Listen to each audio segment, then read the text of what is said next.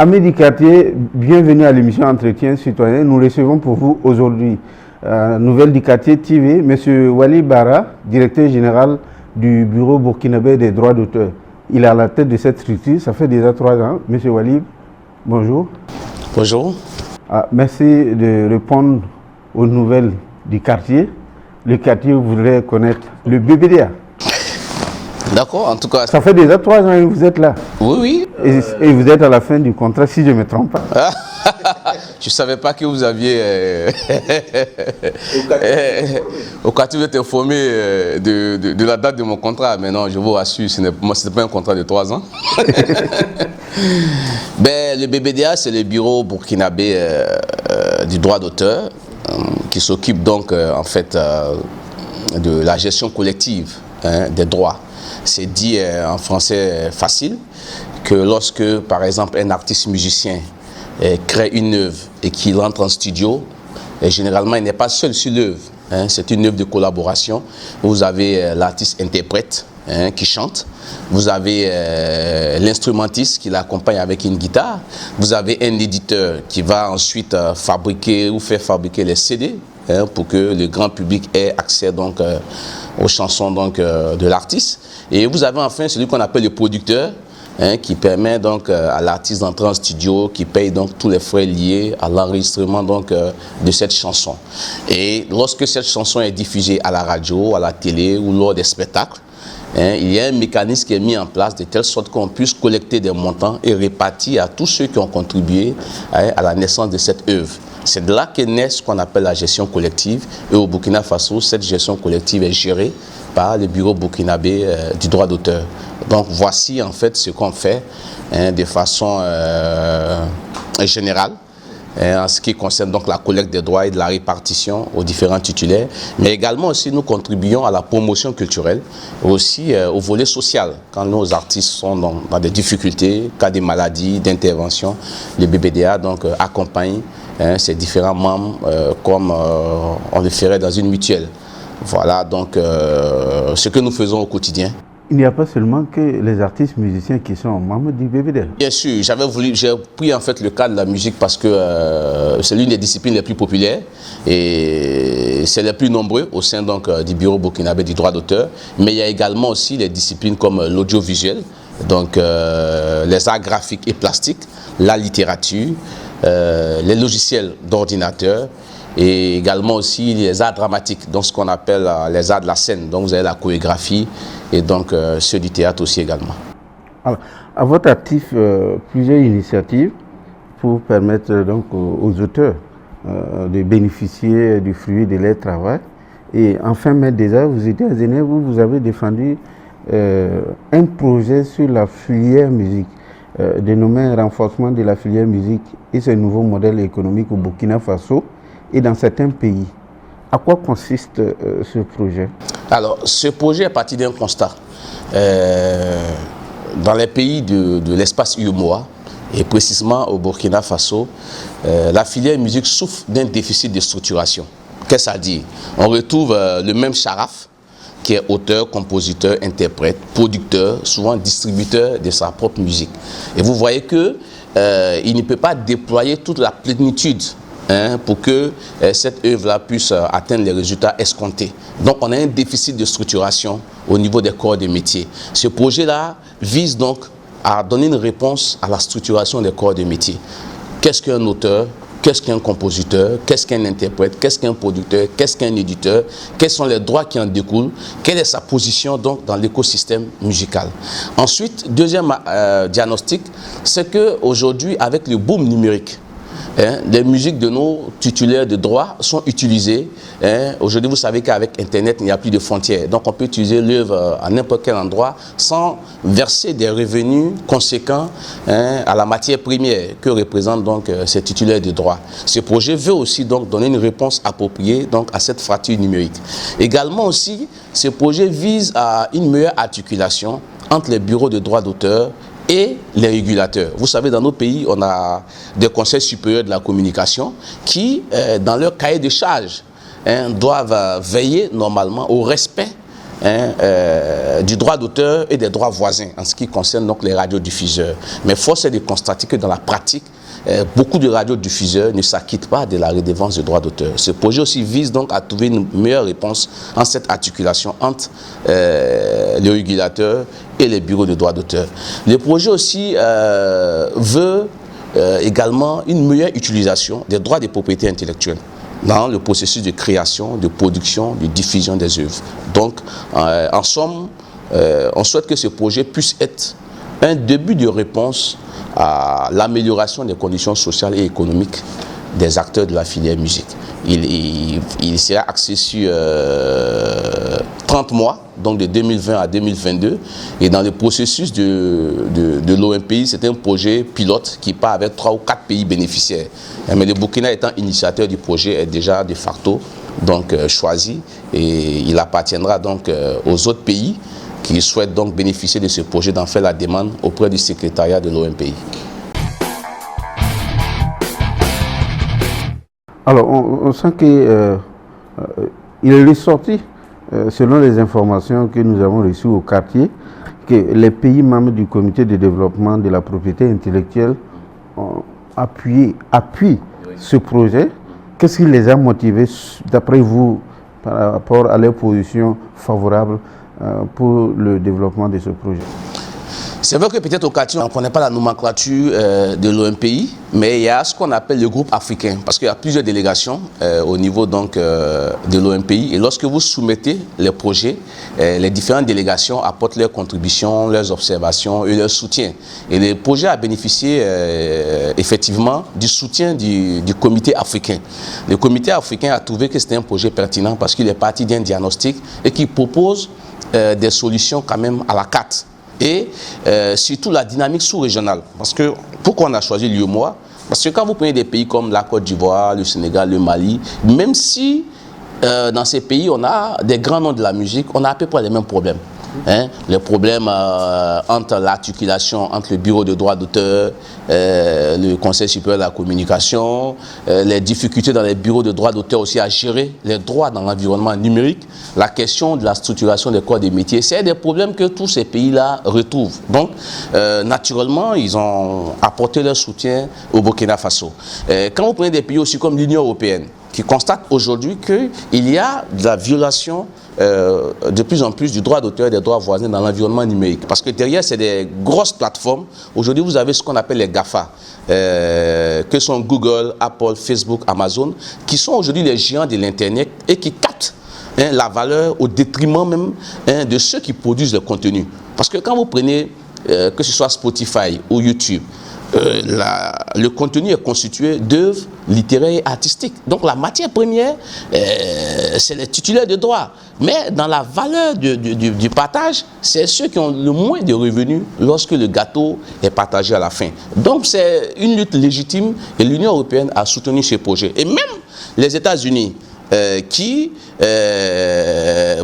sont un peu, si vous voulez, à la base même de ces GAFA-là, ont soutenu le projet en le trouvant pertinent, le trouvant très ambitieux, et ils ont même voulu que le projet soit étalé à plus de 4 ans. Mais dans le processus de l'OMPI, il faut aller à 2 ans d'abord, faire une évaluation et voir s'il faut continuer le projet ou il faut le stopper. Donc, l'ensemble des pays quand même, l'ensemble des différentes délégations de l'OMPI ont salué ce projet. Mais il faut dire aussi que certains pays africains, à l'instar du Gabon, du Maroc, n'ont pas été très favorables parce qu'ils ont trouvé que le projet écartait certains pays de l'Afrique centrale et les pays par exemple du Maghreb. Mais nous avons expliqué que c'était eu égard à une dynamique sous-régionale pour avoir des résultats plus probants. Parce que vous savez souvent, on est tous sur le continent africain, mais on n'a pas les mêmes niveaux de développement.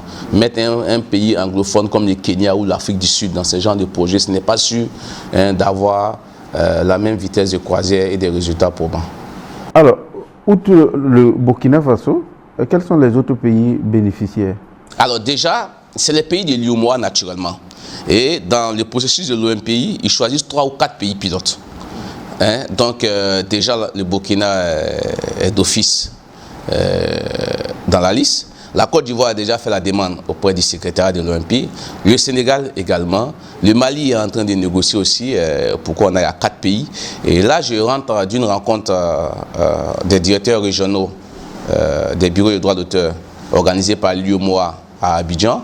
Et les autres délégations membres de l'UEMOA ont fait un plaidoyer afin que tous les 8 pays de l'UEMOA puissent bénéficier de ce projet. Donc je crois que la balle est maintenant dans le camp de l'UEMOA qui doit statuer sur la question en juillet, parce que c'est en juillet qu'ils élaborent leur budget et ils verront comment faire participer les autres pays membres de l'UEMOA. Quels sont les avantages que le Burkina bénéficiera en tant que pays initiateur d'un tel projet, surtout pour le milieu d'artistes qui attendent beaucoup de vous? D'accord. Déjà, il faut saluer ce premier pas. Parce que vous savez, hein, on est au quartier aussi, comme vous le dites. Donc, au quartier, on va dire, le DG voyage beaucoup. Alors, il voyage beaucoup, qu'est-ce qu'il ramène? Donc, je crois que ça, déjà, c'est une réponse à cela. Surtout que nous avons notre argent avec lui. C'est ça, parce qu'il ne faut pas voyager pour voyager. Il ne faut pas voyager pour aller faire de la figuration. Je crois que c'est là aussi, dans ces genres d'instances-là, il faut donner de la voix. Que vous soyez un petit pays ou pas, il faut donner de la voix. Donc, je crois que ça constitue déjà une victoire diplomatique pour le Burkina. Une victoire diplomatique parce qu'on s'est dit que le Burkina, avec le contexte sécuritaire, ne doit pas abriter un tel projet. Mais déjà, que les autres délégations aient soutenu le Burkina montre qu'on a beaucoup de pays à l'international qui, pendant nos moments difficiles aussi, accompagnent le Burkina dans cette démarche. Donc c'est déjà une victoire sur le plan diplomatique et sur le plan de la diplomatie culturelle, comme je l'ai dit. Secondo, ce projet, comme je l'ai dit, vise à donner une réponse à la carte. On a un problème de structuration des corps des métiers. Déjà, c'est une réponse. La fracture numérique. Comment aujourd'hui apprendre les techniques de négociation avec les plateformes, les agrégateurs. Vous savez, il y a de nouveaux acteurs qui rentrent dans la musique. La musique avant était, Sharaf le dirait en tant que chef du quartier, vous faites un album, vous avez un éditeur, un distributeur qui le fait de façon physique. Aujourd'hui, tout a changé. Avec la dématérialisation, il y a de nouveaux entrants et il faut maîtriser le rôle des uns et des autres pour ne pas se faire avoir dans ce nouveau écosystème. Donc, déjà, il y a la réponse à cette fracture numérique. Il y a la question aussi également de l'importance que doivent jouer les régulateurs pour permettre quand même aux titulaires de droit de pouvoir bénéficier du fruit de leur travail. Parce que vous savez aujourd'hui, avec l'entrée des téléphonies mobiles dans le secteur, tout est en train de se modifier. Parce que vous voyez, si vous avez un cahier de charges, quand on vous a fait venir juste pour vendre des téléphones et des recharges, normalement, vous devez vous contenter et respecter ce cahier de charges. Mais faire un petit glissement stratégique dans un secteur qui est porteur, c'est comme si on venait capter la valeur ajoutée au détriment des titulaires de droit. Donc, il faut qu'on soit vigilant encore à ce niveau. Donc, je pense que chaque acteur de la filière musique doit s'approprier ce projet. Parce que ce projet n'appartient plus au Burkina. Dès qu'il a adopté, il devient sous-régional. Et il y aura un comité d'exploration qui viendra de l'OMPI pour rencontrer les différents points focaux dans chaque pays et dérouler le programme des activités pendant ces 2 ans et demi. Et il appartient à nos acteurs de mettre de côté leurs divergences et de s'unir pour capter tous les dividendes liés à ce projet. Parce que, comme je l'ai dit, il n'appartient plus au Burkina Faso. Mais les stratégies que vous déployerez pour la mise en œuvre d'une manière générale dans les pays bénéficiaires du projet et en particulier au Burkina Faso. Oui, mais déjà, comme je l'ai dit, le projet ne nous appartient plus. Nous, on l'a fait adopter. C'est vrai que l'OMP, de temps en temps, peut-être reviendra vers nous pour des observations ou des recommandations, mais c'est l'OMP qui va dérouler toute la nomenclature de la mise en œuvre du projet. Mais dans la phase de réalisation, il est convenu que dans chaque pays, il y aura un point focal au niveau du ministère de la Culture, donc le ministère qui chapeaute le bureau du droit d'auteur, et un autre point focal au niveau de la société civile culturelle pour ce qui concerne les acteurs de la société civile. Et je crois que ce qui est bien au Burkina, c'est qu'on a un niveau de structuration des filières qui permet d'avoir aujourd'hui un seul répondant dans la filière musique. Et ça, déjà, c'est déjà pas mal. Et ce projet-là peut permettre aux différentes 13 autres régions, enfin 12 autres régions, de mettre en place des points focaux par rapport donc à cette filière pour pouvoir bénéficier des dividendes liés donc à la mise en œuvre de ce projet. Alors, en tant que directeur général du Bureau burkinabé des droits d'auteur, quels sont les résultats que vous attendez de ce projet? Ce que j'attends de ce projet, c'est que mes titulaires de droit, donc les artistes membres du Bureau burkinabé, les auteurs, les compositeurs, les interprètes, les producteurs, puissent utiliser de façon harmonieuse leurs droits de propriété intellectuelle dans le processus de création, de production, de diffusion des œuvres à la fin de ce projet. J'attends de mes titulaires de droit également qu'ils fassent la pression aussi également pour une meilleure articulation entre les bureaux de droit d'auteur et les organismes de régulation pour que dans les cahiers des charges, la question du droit d'auteur puisse être respectée pour qu'ils puissent en tirer donc les bénéfices. J'attends, même si c'est un peu entre guillemets trop optimiste, que la situation sociale et économique des acteurs de la filière musique se soit améliorée à la fin de ce projet. Alors, aujourd'hui, nous, dans le quartier, moi ou mon voisin qui prépare l'été, ou le mécanicien, je me lève, moi je vais au village, je prends une chanson populaire, j'enregistre et je viens, je suis artiste.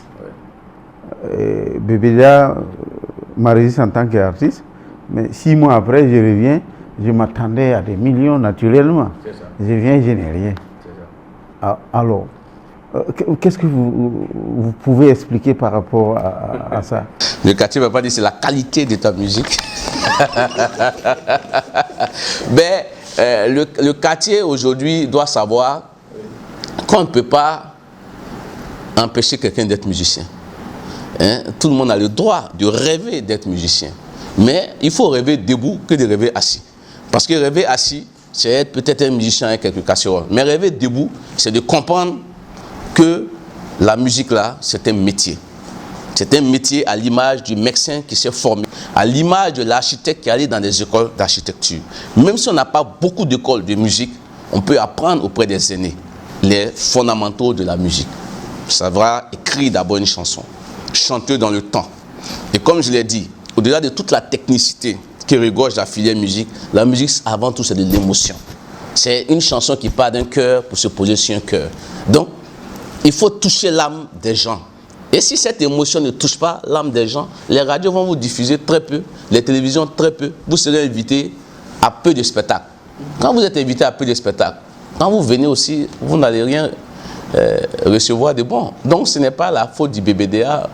Parce que autant dans le quartier, 6 mois après, certains sont tristes, mais dans le même quartier, certains sont heureux de prendre le maillot jaune, de dire que ça c'est des montants qu'on n'a jamais eu. Parce que ça me permet en même temps, Sylvestre, de vous dire qu'avec le numérique, on a une démultiplication des revenus des artistes. Ça veut dire que le numérique donne la chance d'avoir, si tu avais normalement la possibilité d'avoir 5 francs, aujourd'hui avec le numérique, tu peux avoir 30 francs. Pourquoi?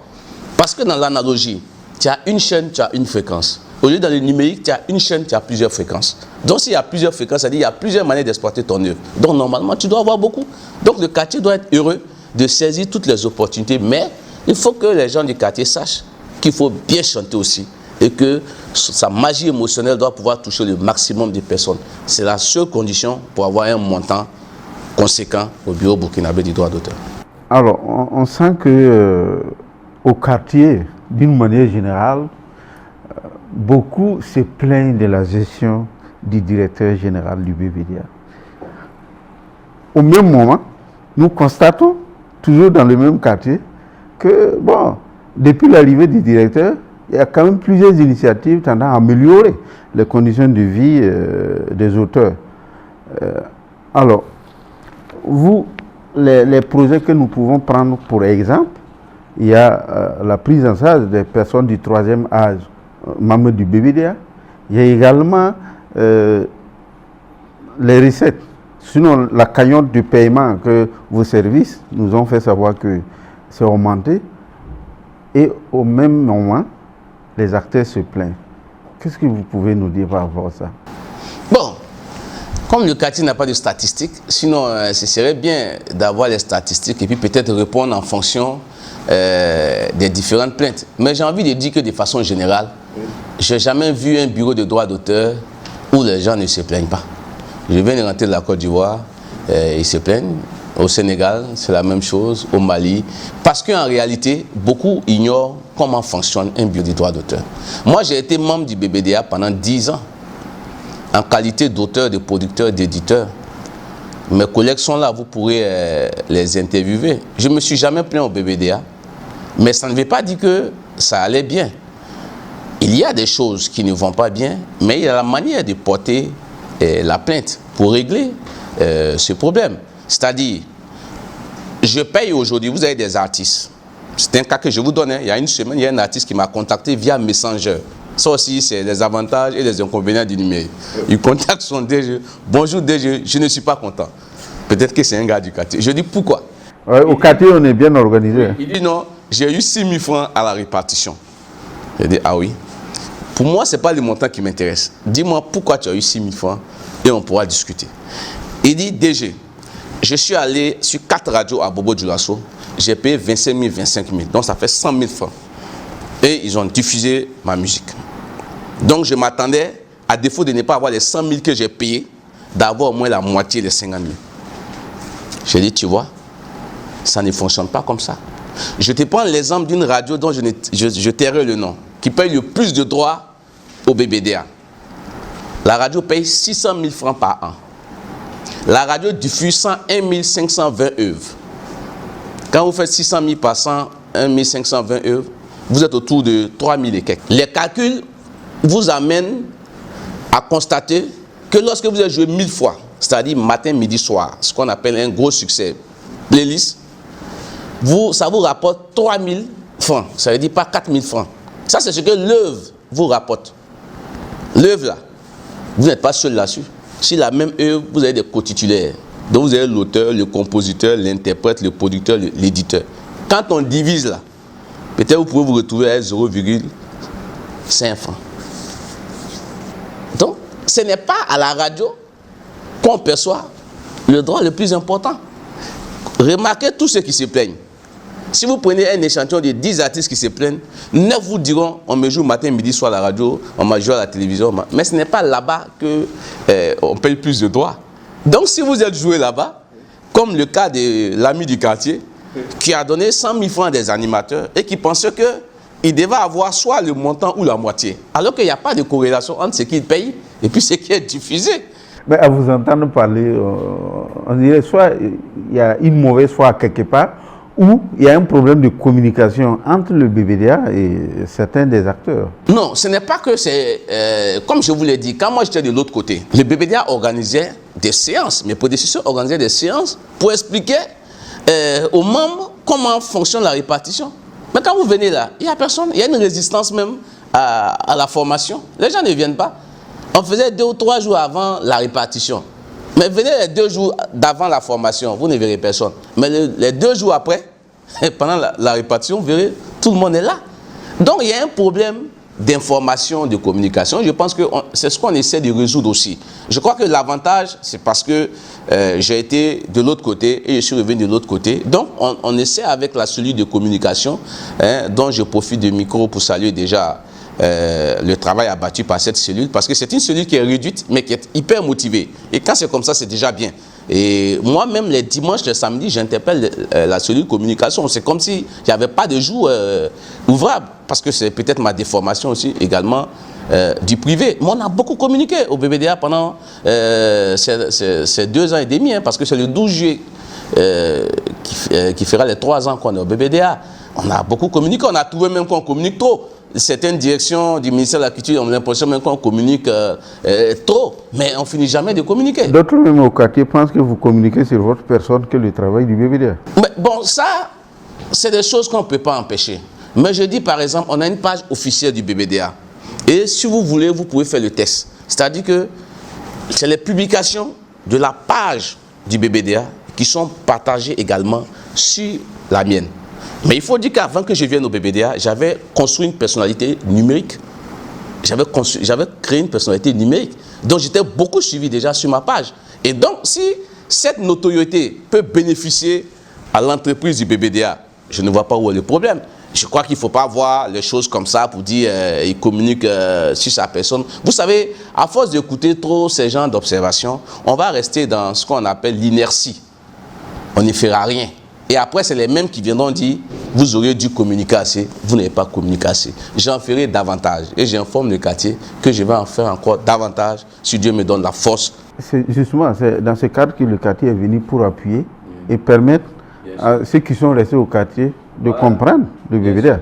J'aurais voulu même que certains éléments même du quartier soient autour pour que peut-être après vos interventions, posez une autre question, pose-moi. Je suis prêt aussi à venir au quartier. Hein. Peut-être que ça c'est le match aller, on l'a fait au BBDA. On va dire que j'ai eu tous les avantages, les bénédictions donc, de tous les anciens directeurs ici. Mais on peut faire une seconde phase retour au quartier où je suis prêt à m'asseoir avec tous les gens du quartier autour et chacun peut poser n'importe quelle question qu'il souhaite. Je suis prêt à donner les éléments de réponse en fonction de ce que je sais. Parce que je suis dans la dynamique qu'il faut travailler à briser ce tabou. Parce que quand on dit droit d'auteur, on a l'impression que c'est très élitiste. On se dit que le droit déjà, vous voyez, c'est les érudits. Il faut déjà être à l'université pour connaître le droit. Ensuite, il faut faire encore bac plus 4, bac plus, etc., etc.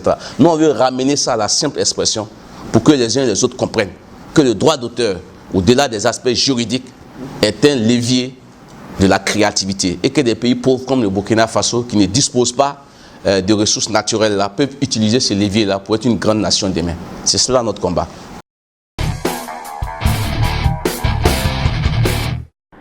Alors, il est reproché, hein, qu'est-ce que vous dites concrètement aux gens du quartier qui pensent que le BBDA paye de façon partisane, du moins à la tête du client? Mais comment on peut payer à la tête du client? Je ne sais pas. Non, celui qui crie fort, celui qui vient insulter, celui qui dénigre, bon, on l'appelle de côté, bon, il a un petit chèque. Ah ouais? Il est ressorti, hein, les gens du quartier font ressortir ça.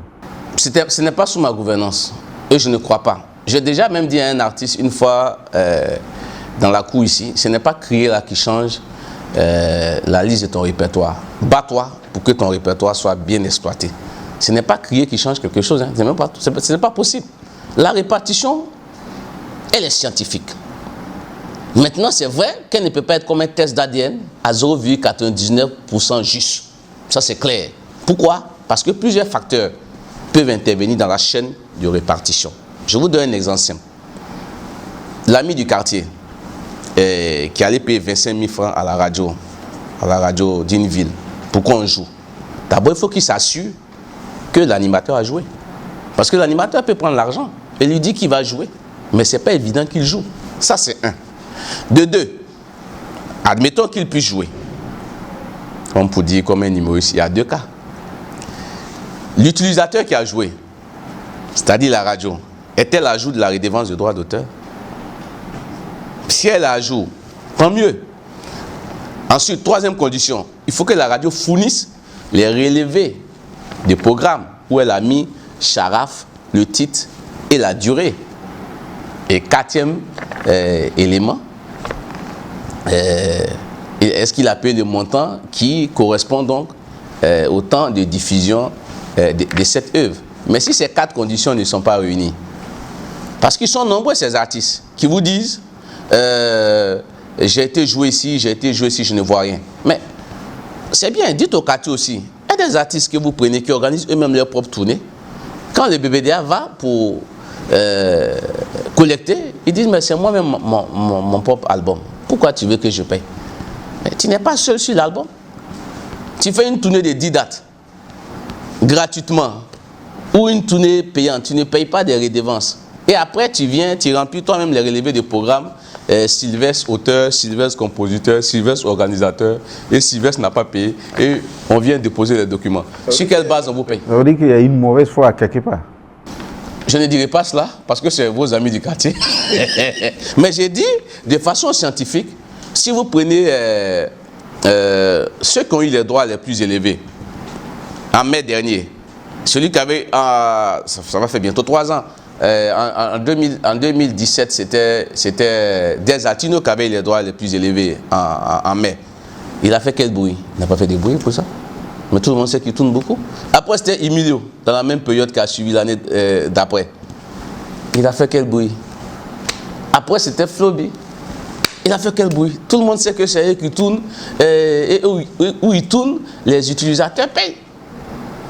Mais si vous prenez le cas, par exemple, de Emilio, l'année où il a eu le plus de droits, ce n'est pas parce qu'il avait plus tourné, mais c'est parce que sa musique avait été utilisée par une téléphonie mobile de la place. Et ils n'étaient pas nombreux sur ce segment. C'est un segment porteur. Quand votre musique est utilisée, par exemple, pour la publicité, où il y a des artistes, par exemple, que vous ne voyez pas, que vous ne connaissez pas, qui ne font ni de bruit, mais qui prennent beaucoup, parce qu'ils font juste des musiques pour des musiques de commande. On fait une commande, l'utilisateur paye le montant qu'il faut. Une seule fois, il vient prendre un montant, il ne fait pas de bruit, et le quartier n'est pas au courant, et il ne se plaint pas aussi. Quand il prend son chèque, il rentre souvent pour dire « Ah, est-ce que déjà là, je voudrais juste vous dire félicitations pour le travail que vous abattez », mais souvent, c'est des gens que tu ne connais pas. Donc, il ne faudrait pas aussi prendre comme indicateur ceux qui crient seulement, pour dire que ça ne va pas, ça ne va pas. Parce que souvent aussi, comme on le dit, on prête plus d'oreilles attentive à ceux qui crient, alors qu'il y a une majorité silencieuse qui est satisfaite aussi, mais qui n'a pas envie de parler, au risque qu'on dise qu'il y a une compromission entre cette majorité silencieuse et la direction générale. Souvent aussi c'est cela. Les gens ne sont pas fiers de dire « Ah, vraiment, cette année, je prends l'exemple de Mme Nestorine Sangaré, j'ai envie de donner son exemple. L'ancienne ministre de la promotion de la femme, qui est passée à la répartition, qui ne s'attendait pas à ce montant, elle a fait une œuvre chrétienne. Mais les chrétiens là, c'est des gens qui dupliquent beaucoup en DRM, en droit de reproduction mécanique. Ils dupliquent beaucoup, c'est des gens, la première commande souvent c'est 2000, 3000, 5000 cassettes. Et elle m'a dit, mais je suis surpris par mon montant parce que je n'ai pas fait la promotion. Vous imaginez? Pendant que l'autre du quartier qui allait payer 100 000 francs à 4 animateurs qui a eu 6 000 francs. Est-ce que vous voyez? De l'autre côté, elle a sorti 2000 CD et les 2000 CD ont été ventilés. Donc sans bruit, elle prend un montant, elle est contente, elle ne fait pas du bruit. Notre ami du quartier, qui a donné 100 000 francs à des animateurs, qui ont promis faire l'impossible, il reçoit 6 000 francs. Et c'est lui qui va crier pour dire que le BBDA, c'est de l'arnaque, c'est n'importe quoi. Mais nous tenons compte de ces critiques parce que nous pensons qu'il faut améliorer. Et il faut continuer d'améliorer. Communiquer, communiquer, communiquer, communiquer. Alors, au début, vous l'avez bien signalé, tout le monde a le droit de faire la musique. Mais est-ce que vers la fin, si on regarde à l'issue de tout ce que vous venez de dire, on se rend compte que si on va permettre à monsieur tout le monde, on dit non, il est artiste musicien, il va prendre une chanson populaire du village, il l'enregistre, il vient, il est membre du BBDA, 6 mois, il vient, il s'attend à 1 million, à 600 000, à 200 000. Est-ce que dans ce cas-là, il ne serait pas judicieux que le BBDA essaie de revoir, de catégoriser les artistes? Il y a ceux-là qui réellement qui font de la musique, mais les métiers, ils ne font pas autre chose. Mais il y a ceux-là aussi qui enregistrent 2-3 titres qui viennent, ils sont membres du BBDA, mais comme vous l'avez dit, qui ne sont pas sûrs que les animateurs qui payent jouent leur musique, qui veulent beaucoup d'argent. Est-ce qu'il ne faut pas arriver à les enregistrer plusieurs catégories? C'est une bonne réflexion. C'est une bonne réflexion que vous menez. Et je crois que le BBDA est dans cette démarche. Parce que nous avons mis en place une commission technique d'identification des œuvres littéraires et artistiques. Parce que vous savez, cette commission-là vient pour pallier un tant soit peu aussi à la question de la présomption de la paternité des œuvres. Vous l'avez dit, quand quelqu'un s'élève et puis dans son village à Béguédo, chez moi, il prend une chanson du patrimoine. Il pense que ça n'appartient pas à quelqu'un. Non, c'est des gens qui ont chanté. Ça, et puis, une chanson du patrimoine là, il y a un ministère de la Culture qui gère cela. Donc même pour utiliser cette chanson, il faut avoir l'autorisation même du ministère de tutelle. Mais les gens utilisent, ils mettent 2 ou 3 cymbales à côté, des castanettes, pour venir se déclarer souvent auteurs même des chansons pour lesquelles ces derniers ne sont pas auteurs. Nous avons mis une commission qui est composée des experts de la filière. Donc quand vous prenez le cas de la musique, vous avez un monsieur comme Sosten Yamego qui est musicologue. Vous avez un monsieur comme Sam Zongo Etienne qui est un arrangeur de renom. Vous avez un monsieur comme Dim Jérémy, qui est un parolier de haut vol. Et vous avez un membre du BBDA à l'intérieur. Cette commission-là écoute dans cette même salle-là toutes les œuvres et affecte les coefficients aux œuvres. Parce que vous savez aussi qu'on a des amis du quartier aussi qui se plaignent des coefficients. Hein? Donc, les Egeman ou certains rappeurs qui disent que il y a une catégorisation qui ne les arrange pas. Ils parlent même souvent de stigmatisation. Mais non, c'est une volonté politique. La volonté politique affichée de protéger les œuvres du patrimoine traditionnel. Parce que quand on chante, on doit savoir que vous venez du Burkina. Quand le Sénégalais chante, on sait qu'il vient du Sénégal. Quand le Congolais chante, on sait qu'il vient du Congo. Pourquoi vous voulez chanter et qu'on ne sache pas d'où vous venez? Les gens hybrides là, c'est les gens qui sont dangereux. Donc il faut qu'on s'inscrive dans cette dynamique. Et le BBDA a mis en place cette commission technique d'identification des œuvres. Si vous prenez aujourd'hui un monsieur comme Sana Bob, il fait du reggae, mais il a un coefficient élevé. Parce qu'il utilise les instruments du terroir et il utilise surtout la langue, qui est un instrument aussi. Et ça, c'est très important. Et il faut que nos jeunes frères du quartier comprennent que la question des coefficients là, c'est des outils de régulation pour mieux valoriser notre patrimoine. Ça serait important pour nous de chanter sur les rythmiques Warba, Djeka et autres. On gagnerait au BBDA que... Mais ce n'est pas parce que vous faites du Djeka ou bien du Warba que vous allez avoir un montant élevé aussi. Hein. Il faut que votre œuvre aussi soit diffusée, comme je l'ai dit, et celui qui diffuse votre œuvre aussi paye.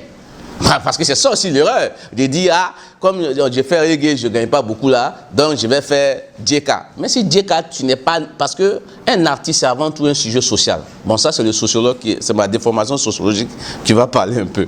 Mais un artiste, c'est avant tout un sujet social. Si tu n'es pas né au village, tu n'as pas appris auprès des aînés, et que toi, c'est parce que on dit il faut un coefficient élevé, mais tu vas passer à côté. Non, ce n'est pas comme ça. Au demeurant, Imilo, il a coefficient 1, mais c'est lui qui a eu le montant le plus élevé.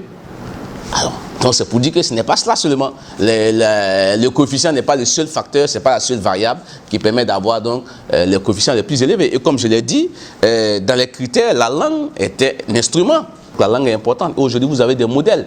Quand vous prenez des artistes comme Sana Bob que j'ai cité, ou bien Ima Ado, qui non seulement utilisent la langue, mais utilisent les instruments du terroir, mais au-delà même du BBDA, c'est des musiques qui permettent de s'exporter, de partager sa culture, parce que c'est une question de rendez-vous du donner et du recevoir. Il ne faudrait pas aller donner encore ce que les autres viennent proposer.